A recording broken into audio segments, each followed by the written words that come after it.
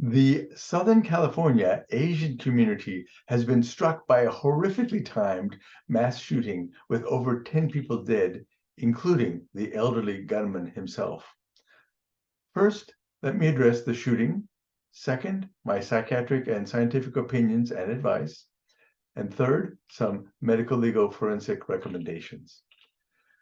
This tragic mass shooting occurred on a very special date. It was the celebrations of the Lunar New Year's Eve, Saturday night, January 21st, 2023. The shooting was at a public dance hall frequented by an older Asian crowd. This was the town of Monterey Park, California, in the Los Angeles basin. Next, let me express my deepest heartfelt condolences and sympathies to the friends and families of the victims of this mass shooting. The timing of this shooting is reminiscent of the 1968 Vietnam War era shootings by the communists at the very same special time of year, the Tet Offensive. The gunman is someone who would have been about age 18 years old at the time and quite aware of those Vietnam War era events. Psychiatric ethics prevent me from making a formal diagnosis of someone I have never met nor interviewed directly.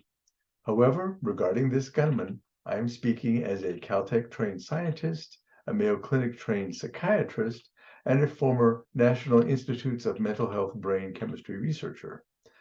The gunman was identified in the public news reports as a 72-year-old divorced Asian male resident of Hemet, California.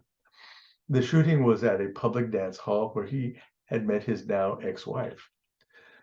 The explanations of violence are varied in the forensic and judicial court system. They range from intentional premeditated violence of the psychopath to a crime of passion. There's also a range of explanations involving psychiatric primary diagnosis in disorders to the very rare defense of not guilty by reason of insanity. Finally, there are brain-based neurological conditions and injuries which can predispose to violence. I know of this spectrum of explanations from my work at the California Department of State Hospitals. I treated mentally disordered offenders at Atascadero State Hospital. There are hints from the news reports that this elderly man had an underlying critical and angry personality, according to his ex-wife. This points to a psychological explanation of his murderous behavior. That would be in the psychopath-type personality realm. However, my attention is drawn to the hints of fixed false beliefs. This comes from the Hemet, California police reports of the gunman's complaints that his family was targeting him and attempting to poison him. Although not in the news, there could also have been fixed false beliefs related to jealousy regarding his ex-wife, who was a dancer at the dance hall. These hints and bits of news lead me to suspect paranoid psychosis. Psychosis is what I like to call brain fever of unknown origin. I am led to ask about organic brain syndrome. Psychosis is defined as either hallucinations, that is, fixed false perceptions, delusions, known as fixed false beliefs. Additionally, psychosis may include disorganized speech, disorganized thought, disorganized behavior, and sometimes self-neglect. There are a variety of physical medical conditions which can lead to the fixed false beliefs known as delusions. This gunman likely had paranoid delusions overriding any personality issues. Schizophrenia is my clinical specialty, but this now dead gunman likely did not have schizophrenia. Schizophrenia is a diagnosis made when all other clinical, medical, or drug use explanations for the psychosis find no known cause. Also, there is a decline in the person's everyday functions. Hence, I like the phrase, psychosis of unknown origin.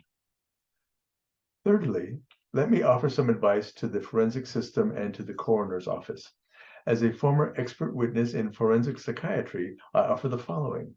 If the gunman's brain is still largely intact, then some diagnostic testing would be in order to look for lacunar strokes. This lacunar stroke phenomenon could cause psychosis. Other physical causes may be apparent. Some blood testing may also reveal other known medical biological causes for psychosis. There are street drug causes for psychosis too, such as chronic methamphetamine use. I offer my schizophrenia report on outlining a list of medical workup tests to identify medical causes of this phenomenon. This may represent first episode psychosis in an elderly man. For young adults, first episode psychosis can be the beginning of schizophrenia in the case where no other medical condition or neurological conditions are discovered. Identifying and treating this aggressively and early on helps prevent worse outcomes later in the life of such a person with psychosis. This is true for both young and old people showing the signs and symptoms. This is a public health priority.